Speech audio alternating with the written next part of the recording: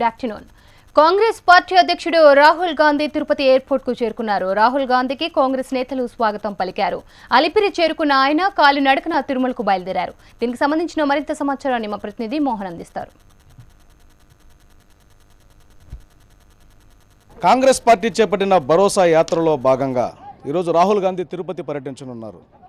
అత్యంత ప్రతిష్టాత్మకంగా తీసుకున్నటువంటి కాంగ్రెస్ పార్టీ కార్యకర్తలు తారక రామ స్టేడియంలో అంగరంగ వైభవంగా కార్యక్రమాన్ని నిర్వహించడం కోసం అన్ని ఏర్పాట్లు చేస్తున్నారు. మనం చూస్తున్నాం తారక రామ స్టేడియం మొత్తం కూడా కాంగ్రెస్ పార్టీ జెండాలతో నిండిపోయినటువంటి పరిస్థితిని మనం చూస్తున్నాం. ఈరోజు సాయంత్రం 3:30 గంటలకు జరగబోతున్నటువంటి సభా వేదికకు సంబంధించినటువంటి ఏర్పాట్లు చురుగ్గా సాగుతున్నాయి.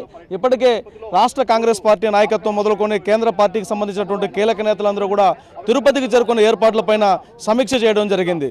దాదాపుగా 50,000 మందికి పైగా ఈ సభకు హాజరవుతారన్నటువంటి అంచనా కాంగ్రెస్ పార్టీ నేతల నుంచి చాలా స్పష్టంగా కనిపిస్తోంది. దీనికి సంబంధించి ఇప్పటికే పోలీసులు కూడా అత్యంత కట్టుదిట్టమైనటువంటి భద్రతను కూడా ఏర్పాటు చేయడం జరిగింది. నగరం అంతా కూడా పోలీస్ కంట్రోల్లోకి తీసుకోవడం జరిగింది. అనేక ప్రాంతాల్లో కూడా ట్రాఫిక్ ఆంక్షలు విధించడం జరిగింది. ఎక్కడైతే నరేంద్ర మోడీ 2014 ఎన్నికల సందర్భంగా ప్రధానమంత్రి అభ్యర్థిగా మాట ఇచ్చి ఆంధ్రప్రదేశ్కు ప్రత్యేక హోదా ఇస్తానని ప్రకటించారో అదే వేదిక మీద నుంచి ఏదైతే ప్రత్యేక హోదా సాధించలేకపోయారో ఆ ఆకాంక్షను, ప్రజల ఆకాంక్షని, ముఖ్యంగా సెంటిమెంట్ని గౌరవించి దానికి ఆ భరోసా ఇచ్చే విధంగా ఈరోజు రాహుల్ గాంధీ ఇక్కడికి రాబోతున్నారు. ఈరోజు తిరుమలకు నడిచి వెళ్ళి శ్రీ వెంకటేశ్వర స్వామి వారిని దర్శించుకున్న తర్వాత నేరుగా సభావేదికి రాబోతున్నారు. మనతో పాటుగా కాంగ్రెస్ పార్టీ వ్యవహారాలు చూస్తున్నటువంటి వ్యక్తులు ఉన్నారు. సరే, ఎట్లా జరగబోతుంది ఈరోజు రాహుల్ గాంధీ సభ ఏర్పాట్లు చాలా చురుగ్గా సాగుతున్నాయి. సో ఈ ఉత్తేజం ఏ రకంగా ఆంధ్రప్రదేశ్ ఎన్నికల్లో నింపబోతారు?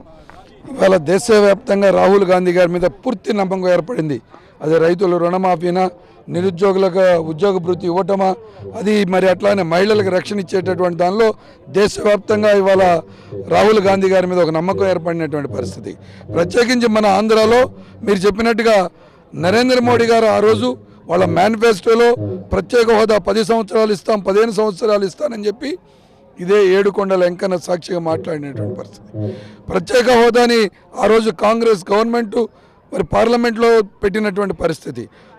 దాన్ని పెట్టినటువంటి మాటను, ప్రధానమంత్రి చెప్పినటువంటి మాటను కూడా పెడచెవిని పెట్టి ఈ ఆంధ్ర రాష్ట్ర ప్రజల ముఖాన గుప్పెడు మట్టి చెమ్ము నీళ్లు కొట్టిని అవమానించినటువంటి ప్రధానమంత్రి.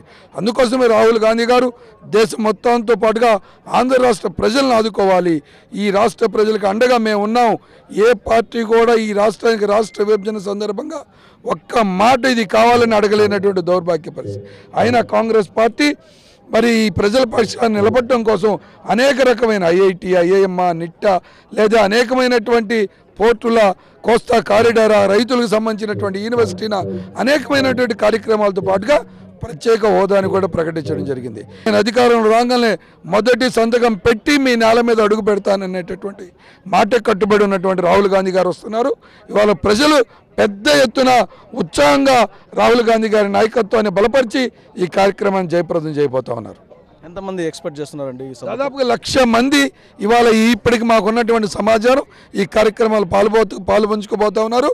రాహుల్ గాంధీ గారు ప్రత్యేకించి ఈ ఏడుకొండల వెంకన్న సాక్షి దగ్గరికి వెళ్ళి ఈ రాష్ట్ర ప్రజలు, దేశ ప్రజల కోసం ప్రార్థనతో పాటుగా నరేంద్ర మోడీకి బుద్ధి ఇవ్వాలనేటటువంటి దానిలో కూడా ప్రార్థనకు వెళ్ళబోతున్నారని చెప్పి ఈ సభంగా తెలియజేస్తారు. ఏమైనప్పటికీ కూడా కాంగ్రెస్ పార్టీ ఈ సభ ద్వారా ఒక నూతన ఉత్తేజం, నూతన ఉత్సాహం కాంగ్రెస్ పార్టీతో పాటుగా ప్రజల్లో కూడా ఉంది అన్నటువంటి ఆకాంక్షని, ఆ అభిప్రాయాన్ని చెప్పడం కోసం ఇక్కడ ఉన్నటువంటి కాంగ్రెస్ నేతలు ప్రయత్నం చేస్తున్నారు. వీడియో జర్నలిస్ట్ సుబ్బుతో కే మోహన్, HM TV, తిరుపతి.